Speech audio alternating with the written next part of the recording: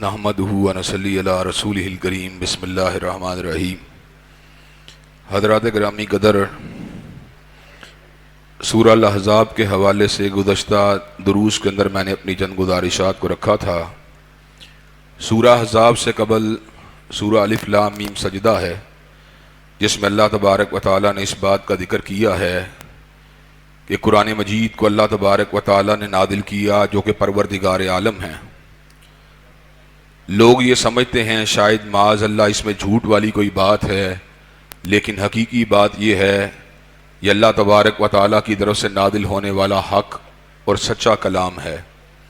حضرات گرامی قدر، میں نے ایک خطبہ جمعہ میں آپ کے سامنے اپنی ان گزارشات کو رکھا تھا کہ قرآن مجید کے منزل من اللہ ہونے کے دلائل متعدد ہیں، جن میں سے سب سے بڑی دلیل یہ ہے کہ اس کا کوئی مضمون دوسرے مضمون کے ساتھ ٹکرانے والا نہیں ہے۔ افلا یتدبرون القرآن ولو کان من عند غیر اللہ لوجدوا فیہ اختلافا کثیرا، کیا یہ قرآن مجید کے تدبر نہیں کرتے؟ اگر یہ غیر اللہ کی طرف سے ہوتا تو اس میں اختلاف کثیر پایا جاتا۔ عقل انسانی تجربات سے، علم سے، مشاہدے سے بڑھتی ہے، جبکہ اللہ تبارک و تعالیٰ کی حکمت جو ہے وہ ازلی ہے اور ابدی ہے، اس کے اندر کسی قسم کی کمی بیشی کے کوئی امکانات موجود نہیں ہیں۔ چنانچہ اللہ تبارک و تعالیٰ کے کلام کے اندر علمی ارتقاء والی کوئی بات ہونے کے امکانات ہی موجود نہیں ہوتے۔ دوسری بات اس کے منزل من اللہ ہونے کی دلیل یہ ہے کہ گو یہ عربی زبان کے الفاظ میں اتری ہے، لیکن اس کے باوجود دنیا کا کوئی خطیب اور دنیا کا کوئی ادیب جو ہے اس کی نظیر کو پیش نہیں کر سکا۔ اللہ تبارک و تعالیٰ فرماتے ہیں قُلْ لَئِنِ اجْتَمَعَتِ الْإِنسُ وَالْجِنُّ عَلَىٰ أَن يَأْتُوا بِمِثْلِ هَٰذَا الْقُرْآنِ لَا يَأْتُونَ بِمِثْلِهِ وَلَوْ كَانَ بَعْضُهُمْ لِبَعْضٍ ظَهِيرًا، اگر ہوئے زمین کے انسان اور جنات جمع ہو جائیں اور قرآن مجید کی نظیر پیش کرنے کی کوشش کریں تو اس کی نظیر کو پیش نہیں کر سکتے۔ اور پورا قرآن تو بڑی دور کی بات ہے، قرآن مجید کی سورہ کوثر جیسی ایک سورت کو بھی بنانے کے اوپر یہ لوگ قادر نہیں ہیں۔ حضرات گرامی قدر، اس کی تیسری دلیل یہ ہے کہ آج سے پہلے جتنی بھی کتابیں اتری ہیں ان کی ریویژن بھی ہوتی ہے، ایڈیٹنگ بھی ہوتی ہے۔ میں نے تقابل ادیان کے باب میں تھوڑا بہت بائبل کا مطالعہ کیا ہے۔ میں اپنے آپ کو ماسٹر تو نہیں سمجھتا، لیکن ایک طالب علم ہونے کے ناطے سے آپ حضرات کے سامنے اس نقطے کو رکھنا چاہتا ہوں کہ ہر 2 سال کے بعد، 3 سال کے بعد دنیا کی ہر زبان کے اندر بائبل کے نئے ایڈیشن آتے ہیں، جن کے اوپر لکھا ہوتا ہے نیو ریوائزڈ ایڈیشن، کہ اس ایڈیشن کی ریویژن کی گئی ہے۔ اب آپ یہ بات بتلائیے وہ کلام جس کی انسان ریویژن کرتا ہو کہ اصلی حالت میں باقی رہ سکتا ہے؟ اور دوسری بات یہ ہے کہ بائبل کی اصل زبان کو ٹریس کرنا بھی مشکل ہے، اس لیے کہ بائبل اگر انگریزی زبان میں ہو، اردو زبان میں ہو، عربی زبان میں ہو تو اس کے اوپر اردو ترجمہ نہیں لکھا ہوتا، عربی ترجمہ نہیں لکھا ہوتا، انگلش ٹرانسلیشن نہیں لکھی ہوتی، بلکہ اس کے اوپر بائبل لکھا ہوتا ہے۔ اس کے مد مقابل اللہ تبارک و تعالیٰ نے قرآن مجید کو یہ اعزاز بخشا ہے کہ اِنَّا نَحْنُ نَزَّلْنَا الذِّکْرَ وَإِنَّا لَهُ لَحَافِظُونَ، کہ اللہ ہی نے اس کو نازل کیا اور وہی اس کی حفاظت کرنے والے ہیں۔ اور حفاظت کا طریقہ کار کیا اختیار کیا؟ بل ہوا آیات بینات فی صدور الذین اوتوا العلم، کہ اللہ تبارک و تعالیٰ نے اس کو اہل علم کے سینوں کے اندر محفوظ و مامون فرما دیا ہے۔ حضرات گرامی قدر، یہ بہت بڑی دلیل ہے کہ یہ اللہ تبارک و تعالیٰ ہی کی کتاب ہے، اور رمضان المبارک کے مہینے میں آپ اس کا اعجاز دیکھ سکتے ہیں کہ قاری جو ہے آیت کی غلطی نہیں، لفظ کی غلطی نہیں، حرف کی غلطی نہیں، زیر زبر کی غلطی بھی کرے تو لقمہ دینے کے لیے پیچھے سے حافظ موجود ہوتا ہے۔ یہ اس کے منزل من اللہ ہونے کی بہت بڑی دلیل ہے۔ حضرات گرامی قدر، سورہ الف لام میم سجدہ میں اللہ تبارک و تعالیٰ نے اس بات کا بھی ذکر کیا کہ فاسق اور مومن برابر نہیں ہو سکتے۔ مومنین کا درجہ بہت بلند ہے اور فاسقوں کا درجہ انتہائی پست ہے۔ فاسقوں اور فاجروں کی یہ خواہش ہوتی ہے کہ ان کی زندگی کے معاملات بھی ویسے ہی ہونے چاہیے جیسے مومنوں کے معاملات ہیں، لیکن ایسا نہیں ہوگا۔ اللہ تبارک و تعالیٰ نے اہل ایمان کے لیے جنت کو تیار کر دیا ہے، اور اللہ تبارک و تعالیٰ اس صورت میں فرماتے ہیں فَلَا تَعْلَمُ نَفْسٌ مَّا أُخْفِيَ لَهُم مِّن قُرَّةِ أَعْيُنٍ، کہ کوئی نفس اس بات کو نہیں جانتا کہ کہ اللہ تبارک و تعالیٰ نے اس کی ٹھنڈک کے لیے، اس کی آنکھوں کی ٹھنڈک کے لیے کیسا کیسا سامان جنت کے اندر تیار کر رکھا ہے۔ حضرات گرامی قدر، حوریں وہاں پر ہیں، غلمان وہاں پر ہیں، حریر و دیبا کے لباس وہاں پر ہیں، سونے کے کنگن وہاں پر ہیں، چاندی کے برتن وہاں پر ہیں، لال و یقوت کے محلات وہاں پر ہیں، بہار کا موسم وہاں پر ہے۔ لا یرون فیہا شمسم ولا زمہریرا، نہ وہاں پہ سورج کی چبھن ہے، نہ وہاں زمہریر کی ٹھنڈک ہے۔ وہاں پر اللہ تبارک و تعالیٰ نے ہر چیز کے ساتھ ساتھ سب سے بڑی جو ہے نعمت یہ رکھی ہے، وجوہ یومئذ ناظرہ الی ربہا ناظرہ، کہ چہرے اس دن چمکتے ہوئے ہوں گے اور مالک کائنات کا دیدار کر رہے ہوں گے۔ جب جنتی اللہ تبارک و تعالیٰ کے چہرہ انور کا دیدار کریں گے تو ایسے عالم میں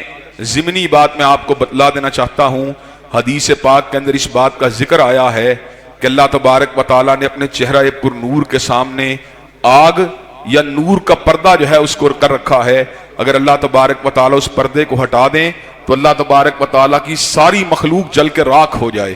اس چہرہ پر نور کو جو ہیں جنتی جب اب آنکھوں سے دیکھیں گے تو کہیں گے اللہ تیرے دیدار کی نعمت نے جنت کی ساری نعمتوں کو ہیج کر رکھ دیا ہے۔ حضرات گرامی قدر، سورہ احزاب کے بعد سورہ سبا ہے، اور سورہ سبا میں بھی اللہ تبارک و تعالیٰ نے بڑے قیمتی مضامین کو بیان کیا ہے۔ اللہ تبارک و تعالیٰ نے جو اہم مضمون اس سورت میں بیان کیا وہ یہ ہے، وَمَا أَرْسَلْنَاكَ إِلَّا كَافَّةً لِلنَّاسِ بَشِيرًا وَنَذِيرًا، کہ اللہ تبارک و تعالیٰ نے حضرت رسول اللہ صلی اللہ علیہ وسلم کو جمیع انسانیت کے لیے بشیر اور نذیر بنا کے بھیجا ہے، لیکن لوگوں کی اکثریت اس بات کو نہیں جانتی۔ حضرات گرامی قدر، اللہ تعالیٰ نے انسانوں کے اندر توحید کا ایک شعور ہے جو عالم ارواح میں ودیت فرما دیا تھا، اسی شعور کے اعتبار سے انسان میں کبھی نہ کبھی کسی نہ کسی سٹیج پہ جا کر مذہب کی ضرور کشش پیدا ہوتی ہے، لیکن کچھ لوگ ایسے ہوتے ہیں جو اس کشش کے نتیجے کے اندر مذہب کے بارے میں مزید تحقیق کر کے حقیقت کو پا لیتے ہیں، اور کچھ لوگ وہ ہوتے ہیں جو اپنے معاملات دنیاوی کے اندر الجھ کر مذہب کی حقیقت کو پہچاننے کی بجائے دنیا ہی کے معاملات میں الجھے رہتے ہیں۔ اللہ تبارک و تعالیٰ اس حقیقت کا ذکر یوں فرماتے ہیں، بل تؤثرون الحیات الدنیا والآخرۃ خیر وابقیٰ ان ھذا لفی الصحف الاولیٰ صحف ابراہیم وموسیٰ،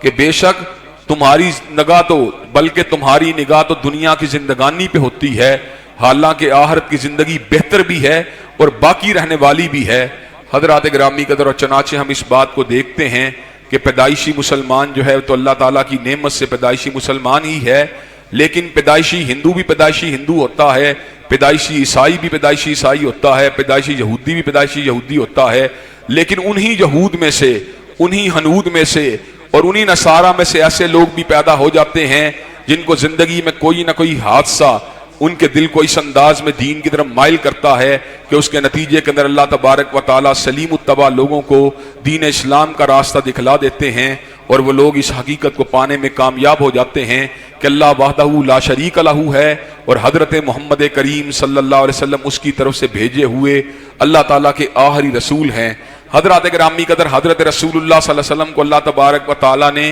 جمیع انسانیت کی رہنمائی کے لیے ودیت کیا۔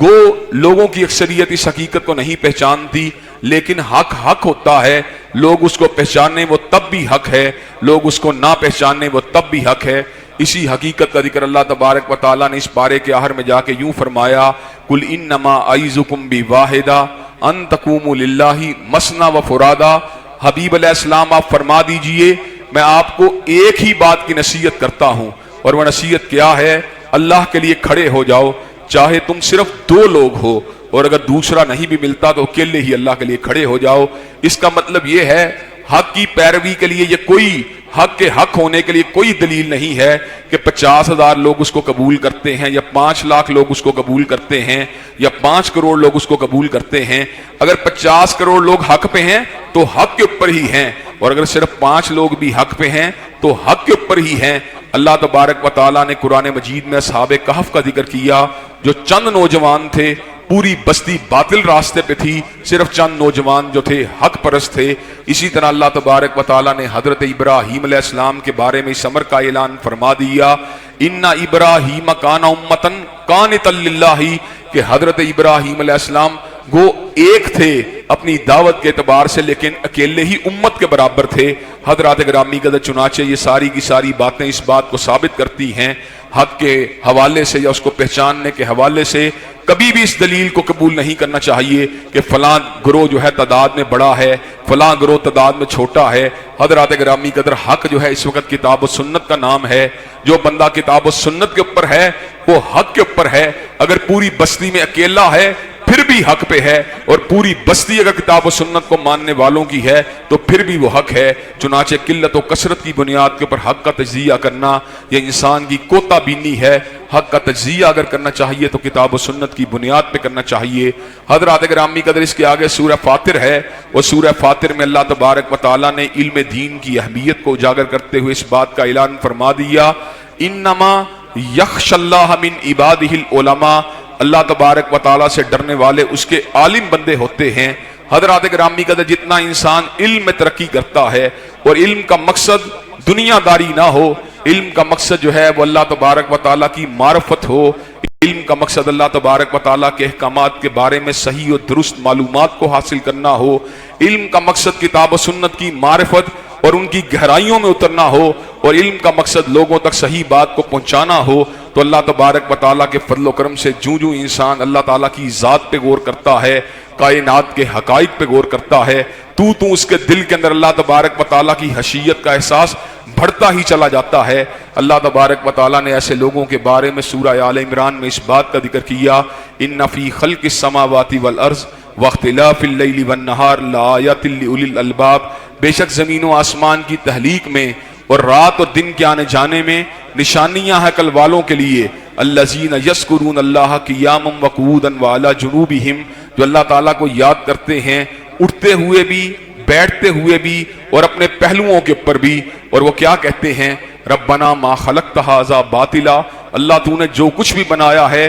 باطل نہیں بنایا۔ اللہ تبارک و تعالیٰ کی تخلیق کے اوپر غور کرنے کے بعد ان کو سمجھ آ جاتی ہے اللہ تعالیٰ نے سب کچھ ایک غرض کے ساتھ، ایک مقصد کے ساتھ، ایک آزمانے کے لیے انسانوں اور جنات کو بنایا ہے۔ اور پھر وہ انسان کیا کہتا ہے، سبحانک فقنا عذاب النار، اے میرے پروردگار آپ کی ذات بہت بلند ہے، ہم سب کو آگ کے عذاب سے بچا لے۔ حضرات گرامی قدر، یہ عقل مندوں کا شیوا ہے، یہ اہل علم کا شیوا ہے، اور جو لوگ دنیا دار ہوتے ہیں ان کی نگاہ فقط دنیا ہی کی زندگی پہ ہوتی ہے۔ اللہ تبارک و تعالیٰ سورہ کہف میں اعلان فرماتے ہیں، قل هل ننبئکم بالاخسرین اعمالا الذین ضل سعیہم فی الحیاۃ الدنیا وہم یحسبون انہم یحسنون صنعا، کہ آپ کو بدترین اعمال سے آگاہ نہ کیا جائے۔ بدترین اعمال یہ ہیں کہ انسان اپنی تمام توانائیوں کو دنیا کی زندگی کے حصول کے لیے صرف کر دے اور یہ سمجھے میں بہترین کام کرنے کے اندر مصروف ہوں۔ حضرات گرامی قدر، دین کے ساتھ ساتھ دنیا کی بہتری کی تمنا کرنا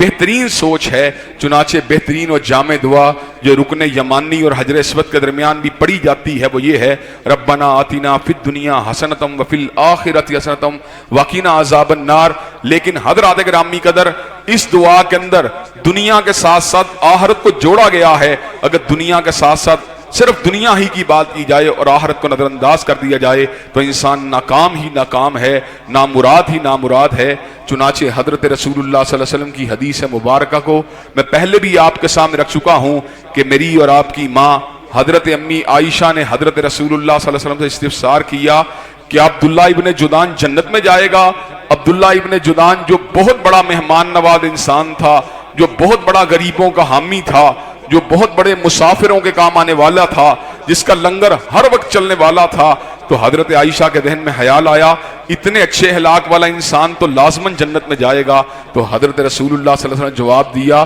عائشہ عبداللہ ابن جدعان جنت میں نہیں جائے گا، اس لیے کہ اس نے کبھی الفاظ نہیں کہے تھے کہ اللہ قیامت کے دن میری خطاؤں کو معاف کر دینا۔ حضرات گرامی قدر، قیامت کے دن کس کی خطائیں معاف ہوں گی؟ قیامت کے دن خطائیں اس کی معاف ہوں گی جس نے دنیا کی زندگانی کے ساتھ ساتھ آخرت کو بھی ٹارگٹ کیا ہوگا، آخرت کی کامیابی کے لیے بھی کوششیں کی ہوں گی، اور جس کی تگ و دو کا مقصد فقط دنیا کی زندگی ہوگی۔ حضرات گرامی قدر، اس کو کبھی کامیابی نہیں مل سکتی۔ حضرات گرامی قدر، اس کے بعد سورہ یاسین ہے، اور سورہ یاسین میں اللہ تبارک و تعالیٰ نے حضرت رسول اللہ صلی اللہ علیہ وسلم کے منصب جلیلہ کا ذکر کیا اور بہت بڑی قسم کھائی، یاسین والقرآن الحکیم، حکمت والے قرآن کی قسم ہے، انک لمن المرسلین، آپ رسولوں میں سے ہیں، علی صراط مستقیم، اور صراط مستقیم کے اوپر ہیں۔ حضرات گرامی قدر، صراط مستقیم کی طلب اور تمنا ہر دل کے اندر موجود ہے، بلکہ آپ کو یہاں تک بتلاؤں، مسلمان تو مسلمان رہے، کئی ہندو، کئی عیسائی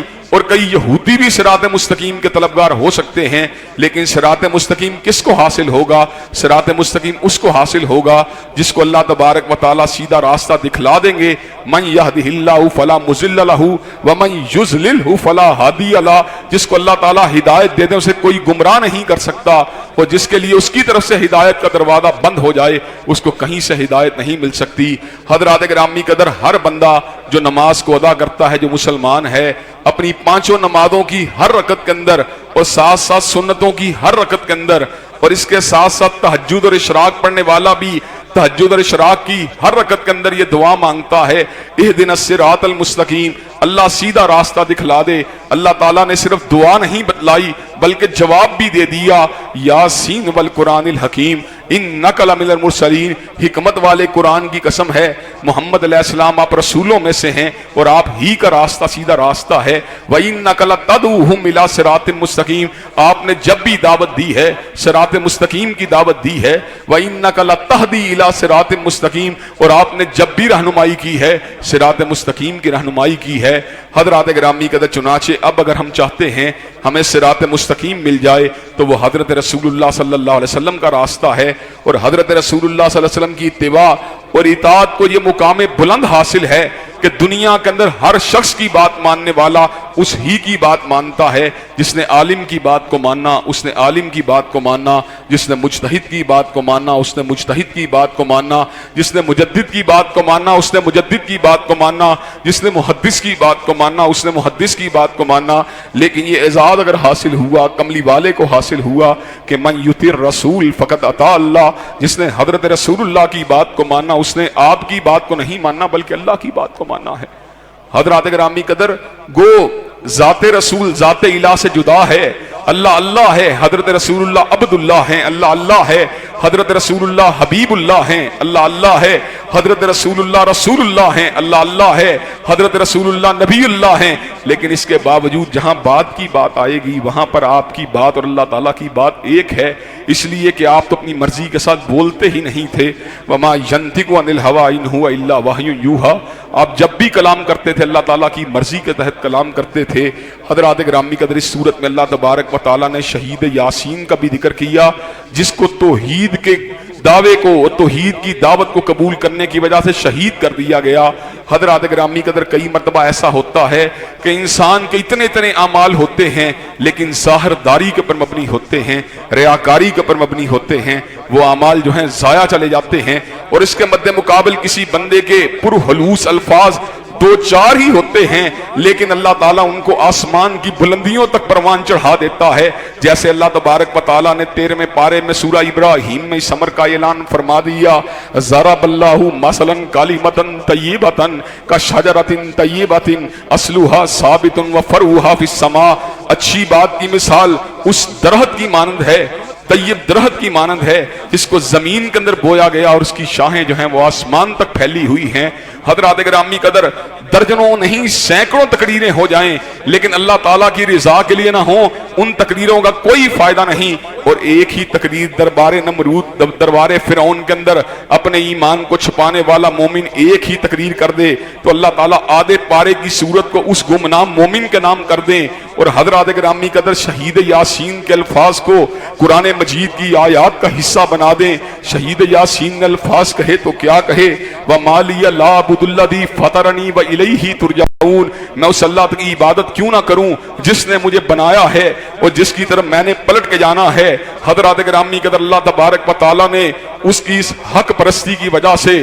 اس کی بات کو کلام حمید کا حصہ بنا دیا۔ 23ویں پارے کا آغاز اس کے الفاظ سے فرما دیا۔ حضرات گرامی قدر، جب بھی کوئی بندہ قرآن مجید کی تلاوت کرے گا، شہید یاسین حضرت حبیب نجار کے الفاظ کی بھی تلاوت کرتا رہے گا۔ حضرت حبیب نجار کا ٹائم سپین تو ایمان کا کم ہے، لیکن ایمان میں قوت اتنی ہے، ایمان میں جان اتنی ہے کہ اللہ تبارک و تعالیٰ نے ان کے الفاظ کو قرآن مجید کے اندر جو ہے ہمیشہ کے لیے پڑھنے والوں کے لیے اس کو قرآن کی آیت کی شکل دے دی، اور اللہ تبارک و تعالیٰ نے ان کی شہادت کو یوں قبول و منظور فرما دیا کہ اللہ تبارک و تعالیٰ نے ان کو جنت کے اندر داخل فرما دیا۔ اور شہید یاسین نے تمنا کی، اے کاش میری قوم کے لوگوں کو علم ہو جائے کہ وہ جو میرے لہو کے پیاسے تھے، وہ لوگ جنہوں نے میرے لہو کو گرایا، وہ لوگ جنہوں نے اللہ کی کبریائی کو نہیں مانا، اے کاش ان کو اس بات کا علم ہو جائے کہ میرے پروردگار عالم نے کس طرح میری خطاؤں کو معاف کر کے کس طرح میری عزت کی ہے، کس طرح میری تکریم کی ہے،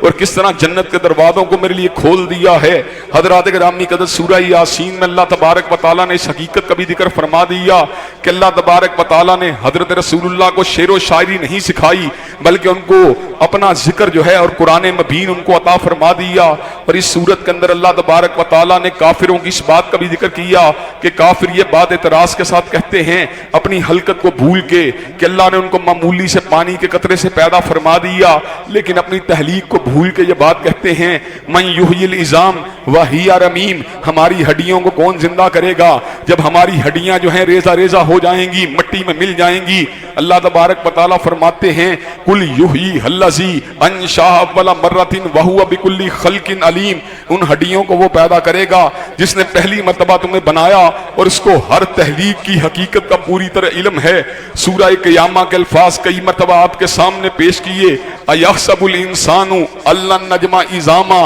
بلا قادرین علی ان نسوی بنانا، انسان تو یہ بات سمجھتا ہے ہم ہڈیوں کو دوبارہ زندہ نہیں کر سکتے، وہ ہڈیوں کو زندہ کرنا تو بڑی دور کی بات ہے، ہم انگلیوں کے اوپر جو لکیریں اور پور موجود ہیں ان کو بھی دوبارہ پیدا کرنے کے اوپر قادر ہیں۔ اللہ تبارک و تعالیٰ کے لیے کسی انسان کو دوبارہ پیدا کرنا چندہ مشکل نہیں۔ اور سورہ لقمان میں تو اللہ نے انتہا فرما دی، کیا فرمایا؟ کہا پوری انسانیت کو پیدا کرنا اور پوری انسانیت کو مارنا اور پوری انسانیت کو دوبارہ زندہ کرنا میرے لیے اتنا ہی آسان ہے جتنا ایک جان کو پیدا کرنا۔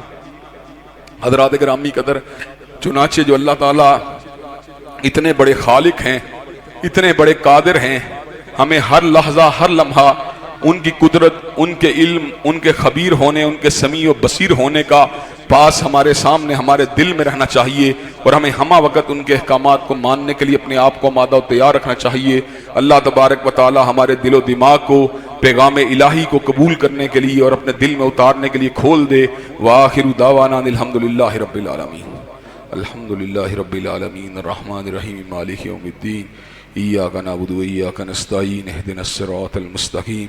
صراط الذین انعمت علیہم غیر المغضوب علیہم ولا الضالین، آمین۔ الف لام میم، اللہ لا الہ الا هو الحی القیوم و الہکم الہ واحد لا الہ الا هو الرحمن الرحیم۔ اللہم صلی علی محمد وعلی آل محمد کما صلیت علی ابراہیم وعلی آل ابراہیم انک حمید مجید۔ اللہم بارک علی محمد وعلی آل محمد کما بارکت علی ابراہیم وعلی آل ابراہیم انک حمید مجید۔ اے اللہ ہم سب کے گناہوں کو معاف فرما، اے اللہ ہم سب کی تکلیفوں کو رفع فرما، اے اللہ ہم سب کی بے چینیوں بے قراریوں کو دور فرما، اے اللہ ہم سب کے گھروں میں امن و سکون اور راحتوں کا نزول فرما، اے اللہ جتنی تکلیفیں آ چکی ہیں ان پہ صبر کرنے والا بنا، اے اللہ آئندہ آنے والی زندگی میں ہر تکلیف سے ہر آزمائی سے ہم سب کو محفوظ و مامون فرما، اے اللہ دین و دنیا کی اعلیٰ ترین کامیابیوں کامرانیوں سے امکنار فرما، اللہ دنیا و آخرت کی ذلت اور رسوائیوں سے محفوظ و مامون فرما، اے اللہ اسلام والی زندگی ایمان والی موت نصیب فرما، اے اللہ سعادت والی زندگی اور عزت والی موت نصیب فرما، اے اللہ سعادت والی زندگی شہادت والی موت نصیب فرما، اے اللہ رمضان کے روزوں کو قبول و منظور فرما، اے اللہ رمضان کی راتوں کے قیام کو قبول و منظور فرما، اے اللہ روحانی جسمانی نفسیاتی شیطانی بیماریوں کو دور فرما، اے اللہ دین و دنیا کی اعلیٰ ترین کامیابیوں کامرانیوں سے امکنار فرما، اے اللہ شیطان لعین کے شرور و فتن سے اور نفس نفس کی شرارتوں سے محفوظ و مامون فرما۔ اے اللہ تمام دلی جائز تمناؤں کو قبول و منظور فرما۔ اللہ جتنی نجائز خواہشات ہمارے دل میں پنپ رہی ہیں ان معاملات میں ہماری اصلاح فرما۔ ربنا آتنا فی الدنیا حسنۃ وفی الآخرۃ حسنۃ وقنا عذاب النار۔ اللہم صلی علی محمد وعلی آل محمد کما صلیت علی ابراہیم وعلی آل ابراہیم انک حمید مجید۔ اللہم بارک علی محمد وعلی آل محمد کما بارکت علی ابراہیم وعلی آل ابراہیم انک حمید مجید۔ سبحان ربک رب العزۃ عما یصفون وسلام علی المرسلین والحمد للہ رب العالمین۔